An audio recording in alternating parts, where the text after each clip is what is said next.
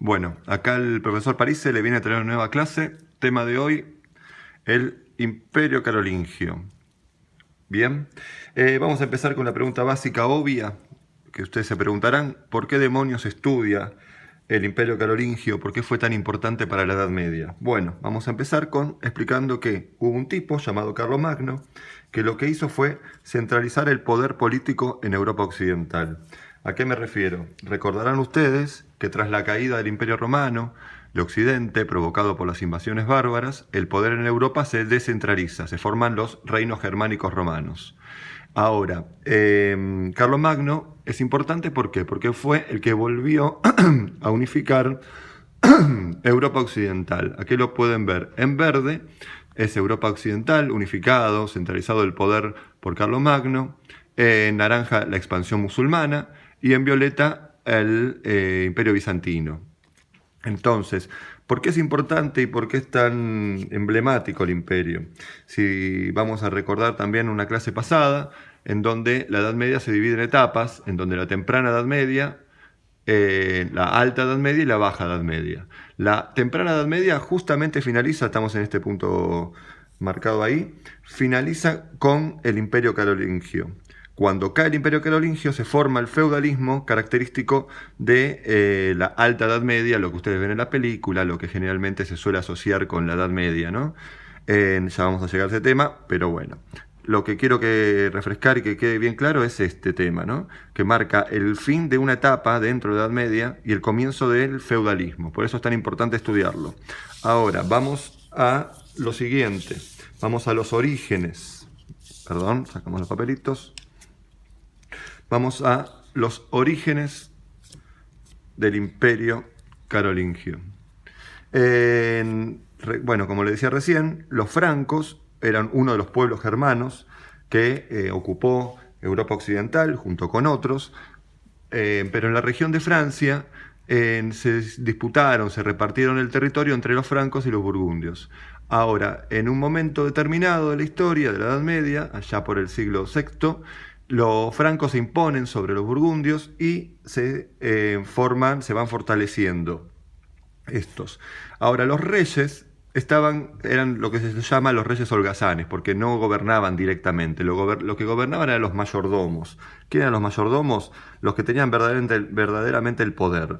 Dentro de esto cabe destacar que apareció un tipo llamado Carlos Martel, muy importante, el abuelo de Carlomagno, de ahí viene la palabra carolingio, de Carlos Martel, que fue un tipo muy importante, mayordomo de un rey, pero ¿por qué fue importante? Porque detuvo el avance musulmán. Recordarán, volvemos al mapita, recordarán que los musulmanes venían expandiéndose inmensamente, llegaron a ocupar España y también intentaron llegar a Francia y seguir expandiendo su territorio. Carlos Martel fue el que pone el freno y el que limita en los Pirineos al avance musulmán. Entonces, por esto es importante Carlos Martel y muchos lo llaman como el defensor del cristianismo, porque evitó que los musulmanes entren a Europa. El hijo de Carlos Martel, llamado Pipino el Breve, por lo pequeño de su cuerpo, Pipino Breve fue el hijo de Carlos Martel, también mayordomo él, pero porque es importante, este fue el padre de Carlomagno. Destituye al rey, le saca el poder al rey que estaba ahí gobernando en ese momento, y se proclama rey de los francos. Esto lo que origina es el comienzo de la dinastía carolingia. Es importante también destacar que contó con el apoyo del Vaticano, una alianza estratégica entre el Papa y el rey Franco. ¿Por qué esta alianza? Y bueno, porque justamente toda alianza trae ventaja para ambos. Por un lado, el Vaticano le aseguraba el dominio del territorio de Roma y aledaños, y por otro lado, a Pipino Breve le venía como anillo al dedo. ¿Por qué? Porque si el Papa, la máxima autoridad del cristianismo, te brinda el apoyo, todos los cristianos van a tomarlo como algo simbólico, como algo muy importante, y hace que se legitime el poder. Muy bien, ahora vamos a pasar, ahora sí, al señorito al involucrado, el tipo más importante, porque si bien Pipino Breve fue expandiendo los territorios de su reino cuando se corona rey, va a aparecer su hijo, este tipo, Carlomagno, en donde su gran búsqueda, ¿cuál fue la búsqueda de Carlomagno? Consolidar el poder y expandir los territorios. Así fue que fue gobernando y fue conquistando otros pueblos hasta llegar a unificar a toda Europa occidental. Es muy importante porque estamos hablando que 300 años después de la caída del Imperio Romano, este tipo vuelve a unificar el poder político de Europa. Ahora, este tipo fue conquistando otras regiones, otros reinos, todos haciéndolo vasallos propios, vasallos de él. Y un hecho muy importante, en Navidad del año 800, un número redondo, es consagrado emperador. ¿Emperador por quién? ¿Quién lo consagra? El Papa. Volviendo a lo que decíamos recién, el Vaticano, al legitimar el poder, perdón un segundito, al legitimar el poder del emperador, acá les puse unas imágenes para que vean, esta idea de el Papa coronando al emperador, nombrándolo emperador, lo que hace es esto, legitimar, hacer legítimo el poder, que todo cristiano en Europa, cuando ve que la máxima autoridad, el Papa, lo nombra emperador, bueno, es una forma de legitimar y de hacer valer este poder. Muy bien, pasamos a la cuestión de cómo hizo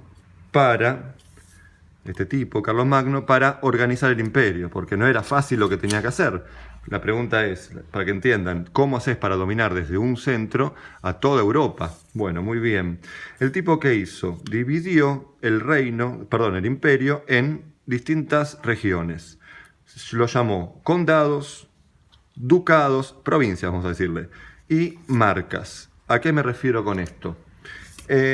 Los condados eran las provincias internas, acá un nuevo mapita, no sé si se llega a ver bien. Los condados eran las provincias internas del imperio, los gobernados por los condes. Los ducados eran las provincias que estaban a los costados, en las fronteras del imperio, pero que no tenían riesgo con los pueblos vecinos de invasión. Y las marcas, acá por ejemplo tenemos la marca de Hispania, la marca oriental, que eran provincias limítrofes con pueblos que presentaban oposición, que presentaban lucha o riesgo para la consolidación del poder. ¿Qué es importante entender dentro de estas provincias? El poder de los condes, de los duques y de los marqueses era un poder civil y militar locales. Cada uno gobernaba su propia región, y obviamente eran vasallos, eran, ¿cómo decirlo?, seguidores, estaban bajo el poder del emperador, y este tipo los controlaba a partir de los missi dominici, que sería una palabra en latín, enviados del Señor. Aquí les imprimí también para mostrarles esta idea. El emperador nombra a estos tipos, que son los que controlan, que se cumpla con la ley y que se cobren los tributos correspondientes y que lleguen al emperador, en donde estos los nombras, estos le juran fidelidad al emperador, al igual que estos controlan a los condes, a los nobles, condes, duques y marqueses, y a los obispos, que también le juran fidelidad. Dentro de estos, cada región tenía sus propios vasallos, que eran los que trabajaban en definitiva para él. Bueno, muy bien, acá tenemos esto con respecto a la organización política. Vamos a la cuestión social, está todo unido, siempre digo lo mismo, por más que los separen los aspectos, el aspecto social, político y económico siempre están unidos porque están relacionados, hablan de lo mismo, básicamente de distintas áreas. La división social. ¿Cómo se dividía la sociedad? En ese momento existía la creencia que lo que se llama las tres órdenes. Existían los tres órdenes, las tres funciones sociales. Estaban los bellatores, que eran los que, esperen un segundete, perdónenme, que eran los que luchaban. Viene la palabra bellatores de los que luchaban. Eran los nobles, los que se encargados de controlar en el dominio militar de la región y de gobernar. Por debajo de ellos, también aliados a ellos, estaban los oratores. La palabra oratores viene de orar, de de la religión, que era como el brazo espiritual de la sociedad, los que controlaban, los que bajaban línea respecto a cómo debía y no vivirse dentro de la sociedad. Y por debajo siempre, obviamente, están los laboradores, los que laburan, los que trabajan, los que sustentan a estos y a estos, eran los campesinos básicamente. Acá otro grafiquito que les voy a compartir, en donde se reproduce esta idea. Los bellatores que defienden a la iglesia y defienden a los trabajadores, los oradores que eran como les decía recién, el apoyo espiritual, los que bajan la línea de qué se debe y qué no se debe hacer, y los laboradores que eran los que trabajaban para sustentar, para darle alimento a todos estos. Hermoso, ¿no? Todo funcional para mantener un orden en donde cada uno debía cumplir con su propia función. Esto se reproduce, que también lo decían a nivel cuerpo humano, por ejemplo, ¿no? La idea de la mente como la que representando los oradores, los bellatores, el corazón, la fuerza, y los laboradores, las manos. Eso es un poco el sustento ideológico de esta cuestión. Vamos ahora sí al último aspecto, que es importante resaltar, el aspecto económico. Dentro del aspecto económico, la etapa esta era básicamente una base agraria. La producción era la producción agrícola, no había comercio, no existía el comercio estaba controlado por los musulmanes y había muy poco comercio en Europa Occidental porque había muy pocas riquezas. Y la economía era una economía de subsistencia, lo que se llama un tipo de economía cerrada. ¿Tipo de economía cerrada a qué me refiero?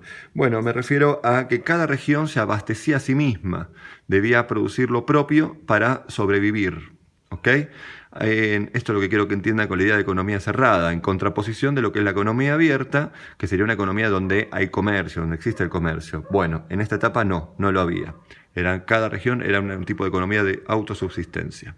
Bueno, dejamos aquí, vamos al segundo video que explica las caídas y el origen del feudalismo. Espero que haya quedado claro esta primera parte.